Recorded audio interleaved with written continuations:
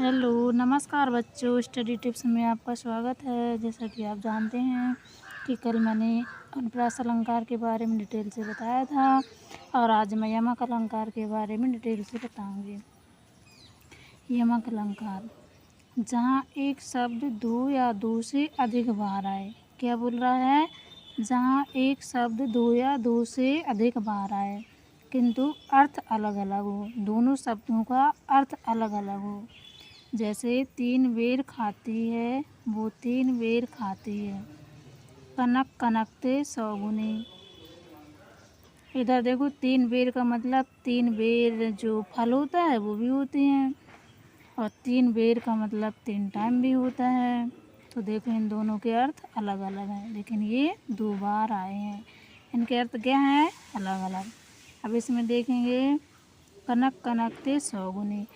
कनक कनक देखो 2 बार आया है, लेकिन इन दोनों के अर्थ अलग अलग हैं।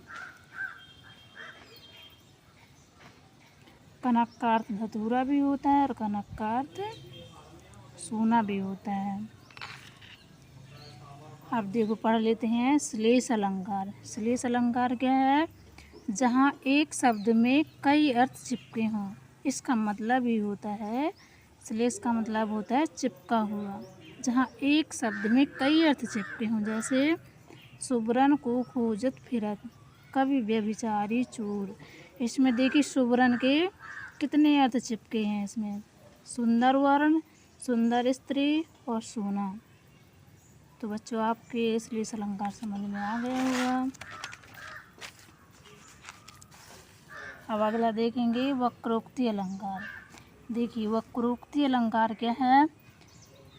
जहाँ कहा कुछ और जाए और सुना कुछ और जाए, वहाँ होता है वक्रोक्ति अलंकार। क्या होता है? जहाँ कहा कुछ और जाए और सुना कुछ और जाए। जैसे द्वार पर को प्रिय हरि, तरु शाखा जाहू, प्रिय मधुसूदन तैरो का काम।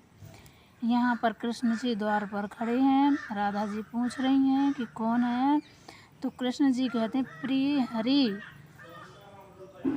तो राधा जी समझती हैं कि बंदर हैं, तो वो बोलती हैं तरु शाखा जाओ, मतलब वो कह रही हैं कि बंदर हो तो शाखा जाओ, यहाँ क्या काम है।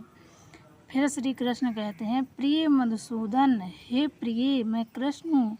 तो फिर वो उल्टा जवाब देती हैं तैरो का काम। फिर वो बोलती हैं कि तुम भौरा हो तो तुम्हारा यहाँ क्या काम है। एक बार वो हरि को बंदर समझती हैं, फिर दूसरी बार मधुसूदन को भौरा समझती हैं। ये किसने कहा था? केशवदास जी ने। देखिए अलंकार सिद्धांत के प्रणेता आचार्य भामह वक्रोक्ति अलंकार को अलंकार की आत्मा मानते हैं। आचार्य भामह वक्रोक्ति अलंकार को क्या मानते हैं? अलंकार की आत्मा मानते हैं, मतलब अलंकार में सबसे अच्छा मानते हैं, सबसे श्रेष्ठ मानते हैं। कौन मानते हैं? भामह।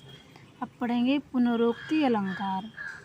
जहाँ एक शब्द लगातार 2 बार आए लेकिन उनका अर्थ नहीं बदलता। इसमें देखो वो बता रहा है कि जहाँ पर एक शब्द लगातार 2 बार आए लेकिन उनके अर्थ में कोई परिवर्तन नहीं होगा। जैसे धीरे धीरे फिर बढ़ा चरण, बाल की को लियो प्रांगण। देखो इसमें धीरे धीरे 2 बार आया है, लेकिन इसके और इसके अर्थ में कोई बदलाव नहीं है, मतलब सेम है। वो बोल ही रहा है कि जहाँ पर एक शब्द लगातार 2 बार आए लेकिन उनका अर्थ नहीं बदलता, उसे कहते हैं पुनरुक्ति अलंकार।